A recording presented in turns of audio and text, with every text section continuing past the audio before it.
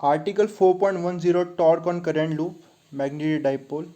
तो इस वीडियो में हम देखेंगे कि जब हम रेक्टेंगुलर लूप जिसमें से करंट फ्लो हो रहा है उसे हम मैग्नेटिक फील्ड में यूनिफॉर्म मैग्नेटिक फील्ड में प्लेस करते हैं तो उसमें वो टॉर्क एक्सपीरियंस करता है, रोटेशनल मोशन एक्सपीरियंस करता है, नेट फोर्स में एक्ट नहीं होगा। तो चलिए इसे स्टार्ट करते हैं। We now show that the rectangular loop carrying a steady current I and placed in a uniform magnetic field experiences a torque. It does not experience a net force. This behavior is analogous to that of electric dipole in a uniform electric field. ये behavior जो इसका है वो similar है, जैसे कि electric dipole है जब हम प्लेस करते हैं इलेक्ट्रिक फील्ड में तो उसमें भी टॉर्क एक्ट होता है, तो उसकी सिमिलर बिहेवियर है इसमें भी। जब एक करंट कैरिंग वायर को हमने लूप को जब हमने मैग्नेटिक फील्ड में प्लेस किया तो उसमें भी टॉर्क एक्ट होगा। We first consider simple case when the rectangle loop is placed such that a uniform magnetic field is in the plane of the loop. This is lesson figure. तो simple case consider करें जब हम जो magnetic field है north से south direction में जैसे figure में है तो ये है प्लेन ऑफ द लूप के अलॉन्ग है।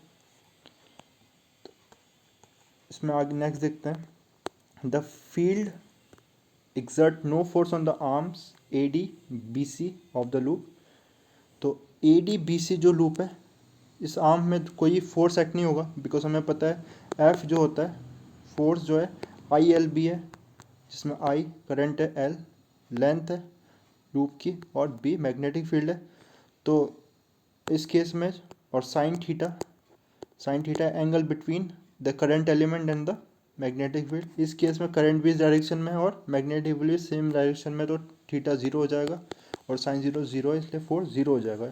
इन दोनों आर्म्स में कोई भी फोर्स एक्ट नहीं होगा, जबकि इन दोनों आर्म्स में ए बी आर्म जबकि ए बी आर्म और डी सी आर्म में इन दोनों आर्म्स में फोर्स एक्ट होगा बिकॉज इसमें जो एंगल है between current element B and magnetic field is not zero. इसमें जीरो नहीं है, इसमें जो एंगल है वो 90 डिग्री है।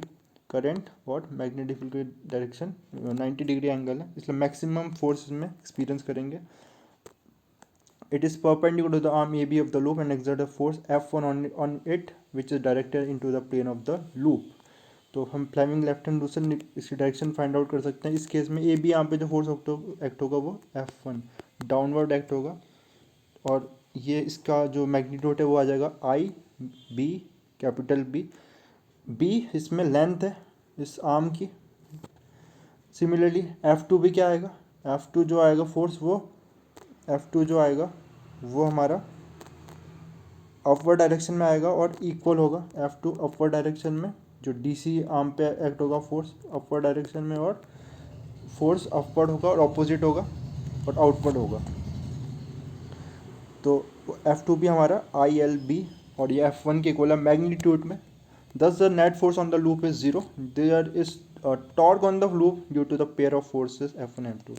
अब इन दोनों फोर्सेस का लाइन ऑफ एक्शन डिफरेंट है, ये डिफरेंट लाइन पे एक्ट कर रहे हैं, तो डिफरेंट आर्म्स पे एक्ट कर रहे हैं डिफरेंट पोजीशंस पे। तो ये नेट फोर्स इसमें तो ज़ीरो होगा, लेकिन ये दोनों एक रोटेशनल इफेक्ट क्रिएट करेंगे, टॉर्क क्रिएट करेंगे। Figure 4.21 shows a view of the loop from the AD end। It shows that the torque on the loop tend to rotate it in clockwise। तो इसमें आप देख सकते हैं ये इस AD में एक्ट कर रहा है, ये AD आर्म पे AD एंड पे, और यहाँ पर F1 की डायरेक्शन डाउनवर्ड है, यहाँ F2 की डायरेक्शन ये है और ये अलग अलग लाइन ऑफ एक्शन पे एक्ट कर रहे हैं, तो इसलिए टॉर्क एक्ट होगा यहाँ।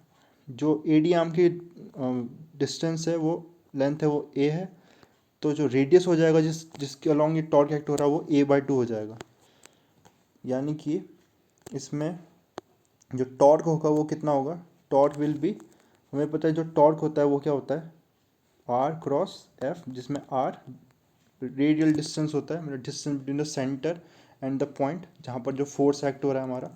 तो F1 A/2 जो रेडियस हो जाएगा ये A/2, जिस रेडियस में रोटेट करेगा, रोटेट फोर टॉर्क एक्ट करेगा, और F2 A/2। F1 की वैल्यू हम पुट करेंगे IB, हम ऊपर से यहाँ वैल्यू पुट कर सकते हैं A/2 प्लस IB A/2। अब जब इनमें ऐड करेंगे तो ये आ जाएगा IAB कैपिटल बी, और ए भी हमें पता है ए लेंथ है और बी ब्रेथ है, यानी कि ये एरिया आ जाएगा। तो जो टॉर्क एक्ट कर रहा है उसकी मैग्नीट्यूड आया आई, कैपिटल ए कैपिटल बी, जिसमें ए एरिया है और बी मैग्नेटिक फील्ड है।